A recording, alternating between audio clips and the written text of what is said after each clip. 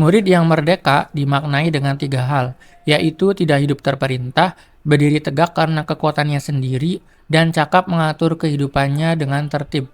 Supaya murid dapat mengatur dirinya sendiri, maka mereka perlu dididik untuk berperilaku sesuai dengan nilai-nilai kebaikan. Untuk mewujudkan hal ini, guru perlu menumbuhkan motivasi internal di dalam diri murid dengan menanamkan nilai-nilai kebaikan yang disepakati bersama dalam keyakinan kelas. Keyakinan kelas ini didapat dari peraturan kelas. Misalnya, peraturan dilarang membuang sampah sembarangan. Guru perlu berdiskusi dengan murid dengan pertanyaan-pertanyaan pemantik, mengapa kita tidak boleh membuang sampah sembarangan? Tentunya untuk menjaga kebersihan. Mengapa kelas perlu bersih? Supaya belajar menjadi nyaman. Pertanyaan-pertanyaan pemantik ini didiskusikan bersama murid untuk menumbuhkan kesadaran di dalam dirinya, supaya dapat menjaga kebersihan. Nilai kebersihan ini dijadikan sebagai keyakinan bersama. Murid dididik dengan nilai kebaikan ini supaya tertanam dalam dirinya. Maka, murid tidak membuang sampah sembarangan bukan karena takut dihukum, tetapi dia menghargai dirinya berperilaku sesuai dengan nilai kebaikan yang diyakini bersama, yaitu kebersihan. Contoh lain, misalnya peraturan dilarang berlari-larian di dalam kelas. Guru perlu berdiskusi dengan murid, mengapa kita tidak boleh berlari-larian di dalam kelas?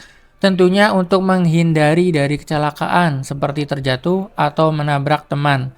Mengapa hal ini perlu dilakukan? Supaya murid dapat berhati-hati dan selamat selama kegiatan belajar. Pertanyaan-pertanyaan pemantik ini didiskusikan bersama murid untuk menumbuhkan kesadaran di dalam dirinya, supaya mereka dapat menghargai nilai keselamatan selama proses belajar. Maka murid tidak berlari-larian di dalam kelas bukan karena takut dihukum, tetapi dia menghargai dirinya berperilaku sesuai nilai kebaikan, yaitu keselamatan. Dalam disiplin positif, motivasi untuk berperilaku sesuai dengan nilai kebaikan ini berasal dari kesadaran dirinya sendiri. Maka ini adalah motivasi internal. Motivasi ini akan bertahan lama sampai sepanjang hayat. Jadi, jika murid ini sudah pulang sekolah, maka keyakinan menjaga kebersihan dan keselamatan tadi akan tetap dijalankan di lingkungan keluarga dan masyarakat. Bahkan sampai murid lulus sekolah, sampai kuliah dan bekerja pun, nilai-nilai yang tertanam dalam dirinya ini akan terus diingat dan diterapkan dalam kehidupannya sepanjang hayat.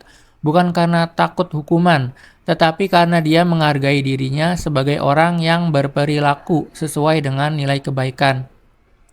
Bapak Ibu Guru, mari kita tinjau lagi peraturan yang ada di kelas kita. Kemudian kita diskusikan dengan murid-murid mengapa peraturan tersebut dijalankan untuk mendapatkan hikmah berupa nilai-nilai kebaikan apa yang dapat dipelajari di dalam peraturan tersebut. Nilai-nilai kebaikan ini Bapak Ibu jadikan sebagai keyakinan kelas.